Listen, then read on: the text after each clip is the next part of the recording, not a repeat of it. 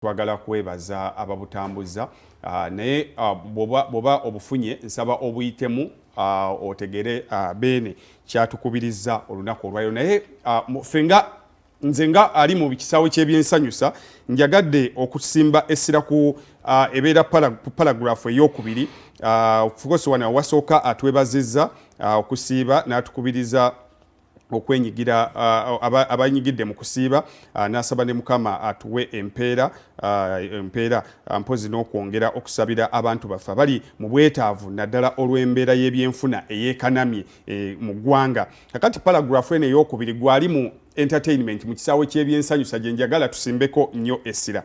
Agambye nti essomo eritujjukizibwa bulijjo nga tukuza amazuukira ye Peetero okwegaana Yesu ne Yuda okulya olukwe mu Yesu. Bulijjo tufube okunywera. Mbadde nsaba kankuyambeko Mukama wange. Bulijjo tufube okunywerera mu ebyo oyagadde kugeza ku ddoboozi bye tukkiririzaamu tuleme okuwisibwa n'okwegaana abantu bannaffe olw'ebyenfuna n'obugagga. Tusse ekitiibwa mu ndagaano ze tukola bulijjo nga teziri mu buwandiike wadde okubeera n'omujulizi wabula okwesigaŋŋana ng'abantu. Ensonga eno nkulu nnyo eri abakulembeze baffe ne bannabyabufuzi naddala nga tujjukira omukwano n'obwetoowaze obweyolekera mu kubonaabona n'okuzuukira kwa Yesu Kristo. Njagala kuddamu wano. Tusse ekitiibwa mu ndagaano ze tukola bulijjo nga teziri mu buwandiike wadde okubeera n'omujulizi wabula okwesigaŋŋana ng'abantu. Awo wennyini nze ali mu kisaawe ky'ebyensanyusa ndowooza Ssaabasajja bwali maaso moogi alengerera wala. Tulina ekizibu Sendi eky'obwesigwa wakati wa betuyita ba clients aba consuminga oba abagula ffe bye tukola mu ndongo. Tuyina ab'ebivuga, tuyina ab'ebyuma PS system, tuyina abayimbi, tuyina abazinyi naye tulina ba MC, tulina ba comedians. Waliwo olutalo lw'obwesigwa wakati waabo abategeka embaga n'abayimbi be bagula okuyimba ku mbaga. Waliwo olutalo lw'obwesigwa wakati waabo abaagala ebidongo n'ababirina. Nsaba tulaba osooka omusigire kuba bonna abali abatulaba olina okubanga wali obaddeko ku mukolo omuyimbi n'atajja ow'ebidongo n'aleeta ebidongo nga bifu. Olina okubanga somehow olinayo wali obadde n'olaba nga kigambo bwesigwa kiteereddwa ku minzaani wakati w'abasanyusa nammwe abasanyusibwa. Nsaba twatuuka tutyawo era solution tuyinza kukinogera tutya eddagala abantu okutuddamu okutwesiga ssebo. Kakati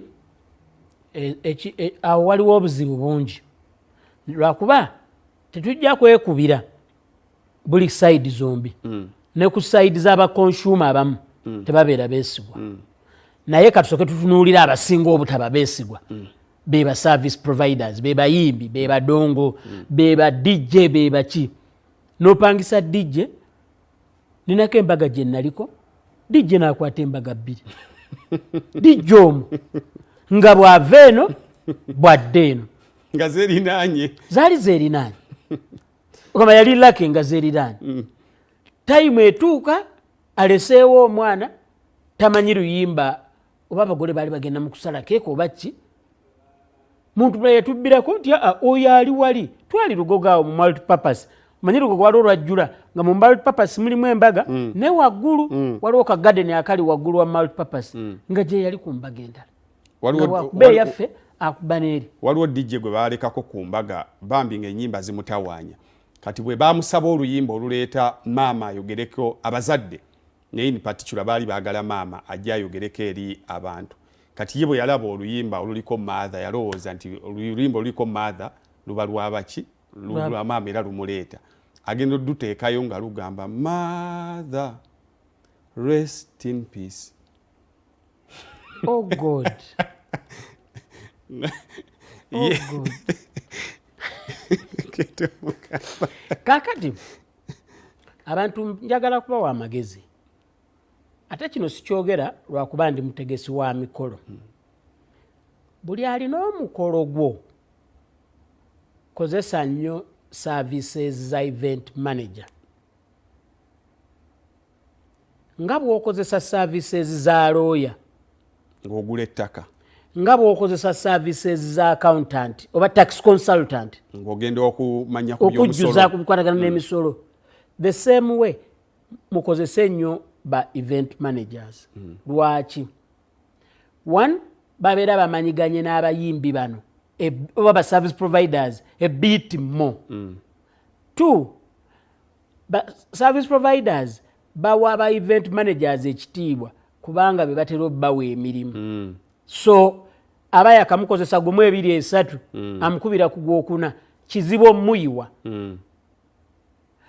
bamanyi olulimi lwe boogera nti bo basobola n'okubuuza ti ekituufu olinayo embaga mmeka n'okwanjula kwa mirundi emeka nagamba Sendi oli n'ayogera nti oyagala mazima nti ye nina okwanjula empigi tyo ffe tuli ku forest park mbaga tinsooka mpigi nzijaawo bwe nvaawo nina sheemukono nti tutegeeraganye nti ye sigenda kukuba simu nti tokuba gwe kati nze bwe mbanga nze event manager naye nzijja ne ŋŋamba omugole ekwefu ti Haruna Mubiru tetugenda muteekako nti yabayingiza yabatwala okusala keeke yagenda okukola kinedda watuukira wagenda okuyimbira ne managinga expectations zo gwe bwogenda n'obuukinga Haruna Mubiru direct omukyala akisanako tiagenda kujjira wano ofuna kyeŋŋamba yayingiza abako mwettanire nnyo okukozesa ba event managers two nze as an event manager mirundi mingi ngamba ba clients nti oyagala gundi naye is high risk tumupangisa omanyi nze nina abayimbi besikyapangisa nga pressure embaako saagala kulabikanga abantu bafe abamu ennaku zino bw'oyogera nnyo amazima gabakaayira ne gabasuukirirako saagala kulabikanga ssabayimbi abamu wansi oba abattira katale naye nze napangisaako omuyimbi nga client yaŋŋamba nti amwetaaga okuva ssaawa 7 paka emu ey'ekiro abeerewo buli we bamwagalira nga gyayimba bagenda muwa ekisenge kiramba oba ayagala Jene Gomez mmeka akyuse nembuuza manager w'omuyimbi ti mwagala ssente mmeka mukube ekifo eki kimu ne bazoogera ne tubagaininga ne tukkiriziganya nenzisasula mukono gumu ne bajja ziba ziwera 6 nga batuuse nga tebannatuuka 65 tebannatuuka tuyingira 7 tebannatuuka ku 7:15 nenkubira mukama we nenkandula ku ddoboozi ku 7:30 ne batuuka era abago omwami yali ayagala client bayingire n'abako tebayingira nabo but kala wasigadde bakola bajja but at least nalinawo essimu nga 2 zensobola okukuba okuteeka pressure ku muyimbi era pressure yange yakola which the client might not do so obwesigwa mwe abatulaba abali eyo mumanye ti ensi yaggwamu obwesigwa abantu abasinga tebakyalina bwesigwa ate bwe kituuka ku bannabitone ne kisukka. How do you manage? Funa event manager. Okay. Akuyambeko and advice yo gitaking kuba abantu bafa abamu balowooza with their hearts not their brains. Ate ekyo sikyogera nti nvuma abantu. Olwo mugamba omuyimbi gw'oyagala si mwangu. Nempya kuba waliwo abayina ekiseera wootuuka bamukubira essimu ennyo okuwemula nga weekyenyi kuwemula ku ssimu. Okiraba. So